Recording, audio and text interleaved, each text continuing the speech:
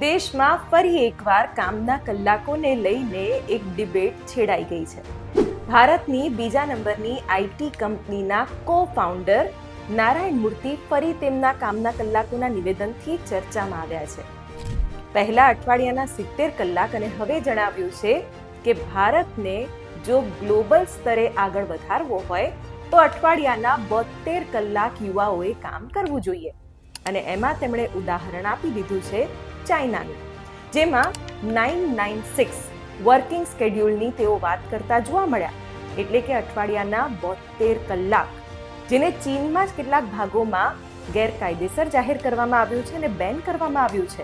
અને ખુદ ઇન્ફોસિસના 3,23,000થી વધુ એમ્પ્લોઈઝ છે, જેને તેઓએ વર્ક લાઈફ બેલેન્સની સલાહ પણ આપી છે.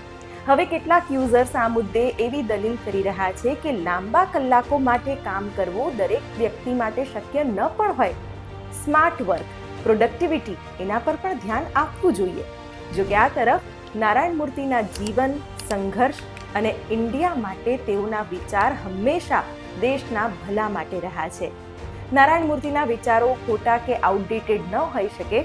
તેઓ એરા ડ્રિવન અને અનુભવોને આધારે અને તેમની જે સક્સેસ છે તે પણ ખૂબ લિમિટેડ રિસોર્સિસ સાથે તેઓએ આ વિચારોથી જ મેળવી છે. ત્યારે યુવાનોના વિચારો પણ લેઝી કે કેઝ્યુઅલ ન હોઈ શકે. તેઓ innovation driven, balance focus, purpose oriented છે.